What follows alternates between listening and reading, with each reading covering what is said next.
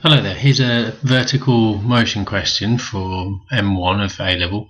It's a question that my Year 12 group didn't do necessarily that well with, so I'm just showing them how to do it and hopefully they'll be able to tackle a question like that in the future.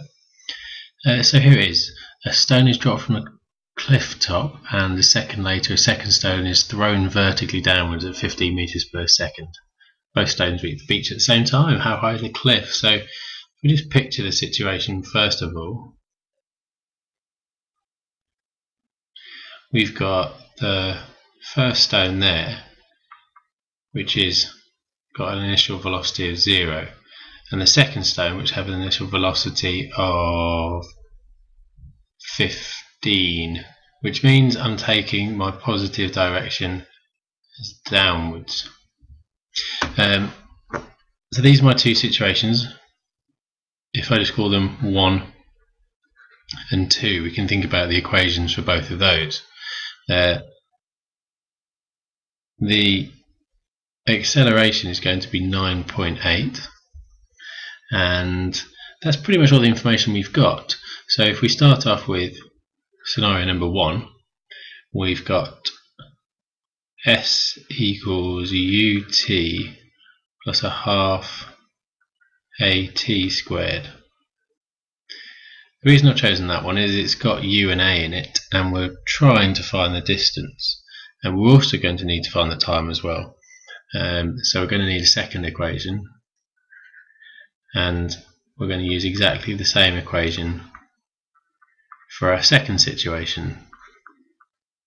So going back to the first stone, we've got the distance, which we don't know, is 0 times t plus half of 9.8 is 4.9, and we've got t squared. Now in the second situation, this one starts a second after the first one, so we're just going to need to make sure that we start it a second later by throwing in t minus 1 instead.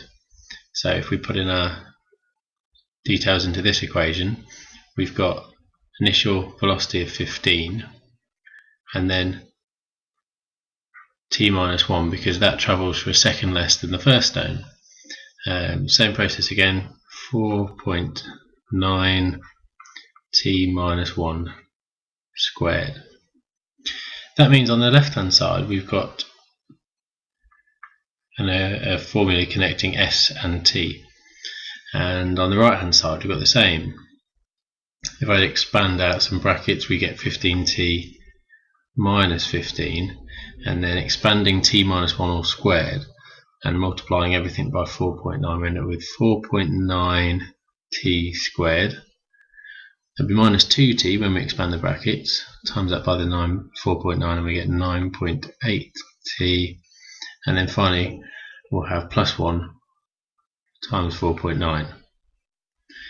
Tidying that up a little bit, we're going to end up with 5.2t when we simplify the t's, plus 4.9t squared, and then minus 15 if we add on 4.9, we're going to end up with minus 10.1.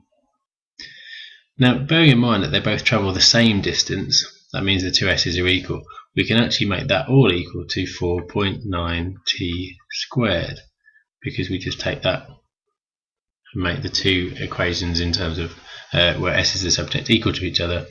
If you look, we've got a 9.t squared on both sides, so 4.9t squared on both sides, so we can cancel those out, and we end up with 10. Just adjust that one slightly. So we end up with 10.1 over 5.2 is the time it takes for the first one to fall.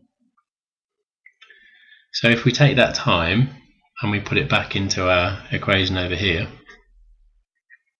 so we'll have s equals 4.9, and then in the brackets we'll have 10.1 over 5.2 squared, and if you work that out you'll find that you get 18.49 meters. And that's the distance to the bottom of the cliff.